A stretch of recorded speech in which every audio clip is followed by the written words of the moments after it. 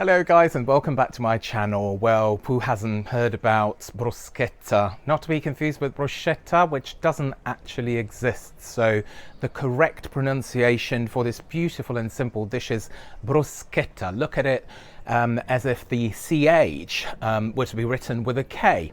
Bruschetta.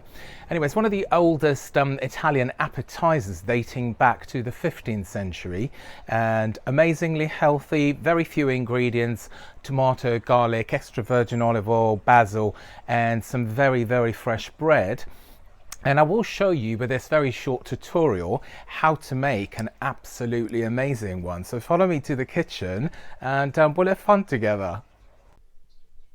So step number one, I'm going to be baking some white sourdough loaf, and I've got all of my tools ready here on the kitchen top. I've got a banaton basket which has been heavily dusted with white flour, strong white flour. I've got my trusted spatula to remove the bread dough from the bowl. I'll show you that in a second. I've got a flour spreader, which is incredibly useful. That's the one that I've used to prepare the banaton. I've got a scraper to clean the kitchen top once I'm done. And this has been sitting on my kitchen top overnight. Look at how beautiful and bubbly it looks. You can see from the side, it's full of bubbles, so I can tell the sourdough loaf today will be truly lovely and ready to be enjoyed with a bruschetta. But let me carry on. Now let's get this beautiful bread dough ready to rest for its final hour into the banaton basket. It won't be overly sticky because it is a low hydration dough. I made it that way on purpose because high hydration sourdough mixes are beautiful to bake, but they are incredibly difficult to work and to transfer on, work on surfaces and to transfer from your kitchen top into a banaton basket. This will produce beautiful bread anyway, so what we're going to use is this little spatula to scrape it off the bowl where it's been resting overnight. And then in the handling of this dough, you want to be really gentle, really careful not to sort of work it too hard or squeeze it or anything like that, because in doing so you will get all the little air pockets, air bubbles that formed during the slow leavening process overnight. So you've got it onto the kitchen top. You just want to scatter a tiny little bit of flour to dust your fingers, and then very gently you scrape it off, you pull it and you fold it, and then you dust your fingers and very gently on the edges, it won't stick too much, you pull it to strengthen it and you fold it. Now at this point you're going to form a little sausage, so you just gently pull it and fold it into like a sausage type of shape, because that will fit in perfectly into the banaton basket. And this is the sort of motion. You can tell that there's little air pockets forming there, giving me an indication that this will produce a beautiful sourdough loaf. With bread baking, you get mixed results all the time. Sometimes you're very successful, sometimes the bread doesn't rise as much as you would wish to in the oven. And that's it. So we are done. Slightly sticking a little bit. Okay, so make sure that there's no sort of large dimples into it. At this stage you want to spread a tiny little bit of flour on the kitchen top, on top of the bread, and gently roll it so that when you go and take it for the final time to place into the banaton, it won't stick to your fingers a little bit. That's it, perfect. See, it's sticking slightly, and but it would stick a lot more if you had prepared a high hydration Here we go, bread mix. So it's fairly sausage type. What we're going to do is grab our little banaton basket. Let me see if you can see it here. Yeah, I place it there. Final dusting of flour. There's plenty of flour in the actual basket. Then we take it and we gently tip it into the basket. It's very springy to the touch. With this final leavening process, you don't want to leave it too long in there. I would say maximum an hour. You give it some very generous, again, sprinkle of flour. And this is it. You just cover it with a clean cloth, and I will show you what to do with it in an hour or so. And that's us ready to bake, guys. I've got all of my utensils ready at this stage. I've got a baking tray which has been lined up with baker foil. It's non-stick silver foil. I've got a very sharp Santoku knife to score the bread dough once it's actually in the tray. You can do that same operation using these little blades. It looks like a shaving blade. It's very sharp, but I prefer to use a knife. I've got a little brush to remove the excess flour from the dough. This has risen beautifully. And then I've got a bottle of water, because what I'm going to be doing is the oven has been set at 250 degrees. As I open the door, I will generously spray the oven with water just to create that initial steam, and then I will put in the bread. So follow me on the next step. So let's gently tip this beautiful, you can see how it's bubbly and it's risen very nicely, dough into the silver tray. We want to do it fairly gently. Here we go. It hasn't got stuck onto the banaton. Then I will be using a little brush to remove the excess flour from it. I will show you in a minute, because the tripod, the camera tripod, and the lighting is horrific, and you won't be able to see what's going on here. There's a lot of shade created by the camera, well, the phone. That is it. It's looking beautiful. And then I kind of brush all the excess flour to a corner, just because it won't stick to the bread during the cooking process. If there is a little bit on top, it's absolutely fine, and it will actually give the bread a bit of a pattern. It's quite pretty to look at. Let me show you. Here we go. You can see all the, the stripes left. Terrible lighting, awfully sorry.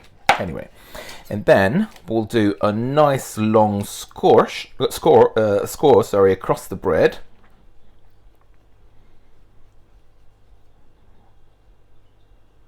Here we go. Don't get too panicky if you see the soft dough flattening at this stage. But let me show you what I'm going to do with the oven. So I get the oven door open. There's a little tray with water bubbling away in there, but I will be spraying the oven with plenty of tap water, and then put my bread in straight away, and we'll leave it cooking there, baking there at 250 degrees for the first 20 minutes, after which time we will remove the little tray with the water at the bottom of the oven, and then decrease the temperature from 250 to 220 for the final 20 minutes. So we're about 3 minutes or so away from having to reduce the temperature from 250 to 220 and remove the little silver tray with water at the bottom of the oven. But judging by what I can see through the oven's glass door, the bread has risen beautifully, and we're in for good results today. Well, 20 minutes have elapsed, so as promised, I'm going to be removing the little tray with water at the bottom of the oven. It's actually gone completely dry because I just put half a glass at the beginning of the process. Now this goes back in. I'm reducing the temperature to 220 degrees, taking note of the time, 12:17, and at 12:37 I will be removing the bread. So, moment of truth, ladies and gents. The bread should be ready now. 40 minutes have elapsed since the beginning of the baking process. Still 220. I am going to forget the steam. That's perfect. I'm going to be removing this out now and show you the end result. Here we go. That's our sourdough loaf. It's looking absolutely amazing. I will be transferring this now onto a cooling rack, which I've prepared. Oh, there's Amber calling me now. Which I prepared next to the oven hob, and this will let the air circulate all around the sourdough loaf, which is great. Because if you were to leave it onto the baking tray or transfer it onto a chopping board, then the bottom end of the loaf will generate steam and will ruin your little project. So I'm going to be doing that now, and then add the toppings for the bruschetta in a moment or so. And so 10 minutes into the cooling process have gone by. I'm going to show you how crispy and fragrant this sourdough loaf is. What I'm going to be doing is to actually shift the microphone, here we go, closer, as I did for the focaccia the other day, so that it catches the sound. I'm going to have to fix it here. That's it. And here we go, moment of truth.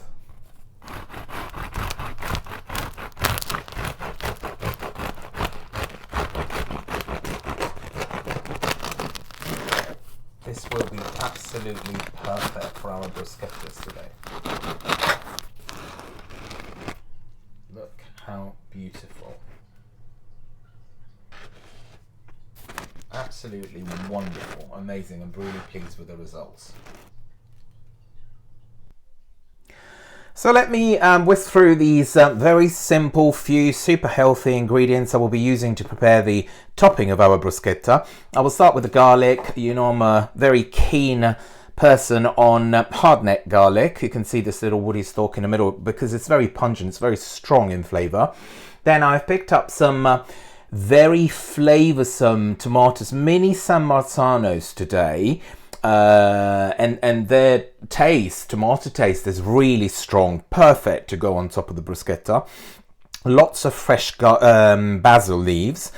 I will be chopping these tomatoes very, very finely using a sharp knife, possibly the same Santico that I showed you earlier on.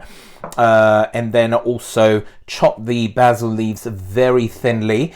With regards to the garlic, I'm actually going to use a garlic press today and make a puree into the sauce. Add obviously a generous pinch of sea salt, crush some black pepper in, and again quite a generous amount. This is a beautiful topping to go over that bread, lovely bread that I baked this morning. Extra virgin olive oil. I will then mix and stir the topping very well in a bowl. I will place it into the refrigerator for at least 2 or 3 hours, and every now and then I will go and stir the mix so that all of the aromas and the flavors from the different ingredients will infuse the sauce, will make a beautiful topping for our bread. And then I will serve it on top of warm crusty bread, and I will show you that in a second. And now that the painstaking operation of chopping everything so finely, I'll show you how finely I have done it with tomatoes. It's really good because when you mix the sauce and you serve that topping over the bread, it'll stick together. Also, it'll look really pretty in terms of presentation. All we want to do now is add up a very, very generous amount. We're not on a diet, are we? Of extra virgin olive oil. And then bring all these colors together, ready to rest and sit in the fridge. So you can see plenty of garlic puree in there, but we'll mix it really well. And then, oh, the perfume is so fresh. And it really is such a healthy topping for the bread, because it's got tomatoes. For you guys, tomatoes is really good because it contains lycopene, and that is good to prevent prostate cancer. Garlic, do I need to say more about garlic? It's one of the superfoods, absolutely wonderful in any diet. Unfortunately, there are some people who can't digest it properly, so well, good luck to them anyway. You're gonna have to put garlic onto the bruschetta. You may be able to rub a little bit, you cut a garlic clove in half and rub it on the crusty bread, as opposed to putting garlic puree in the mix. This is looking just perfect, but it is an incredibly healthy food, and I use lots of it. I love it. I love the flavor. I'll tell you what, this is ready to go in the fridge. We'll let it rest, and then we'll top our bread with it. So with this final clip, we're going to cover the scattering of this beautiful topping, which is just now out of the fridge. It's nice and chilled. The sourdough bread has come out from the toaster today. Sometimes I do it on the barbecue in the garden if the weather permits. And then that is it. All you want to do is just put a very fine layer of this beautiful sauce or topping. It's not really a sauce because it hasn't cooked, it's all raw ingredients across. Try not to let it fall off. It will obviously as you grab the slice and enjoy it, but as long as you've got a plate underneath here we go. Look at the colors. And the beauty of this is like the warm, crispy bread, home baked ideally, and the cool tomato sauce that goes on top, and it really is an incredible flavor. It's no wonder that this has been such a popular dish. Here we go, savory dish for years, for centuries actually. Here we go, that's all ready. Beautiful. So let me show you how it looks like. That's it, and that is our bruschetta, or bruschetta if you want to use the plural. Bruschetta is one. On that note, yet again, I shall love you and leave you, and I will start having a little think of what I can present to you next.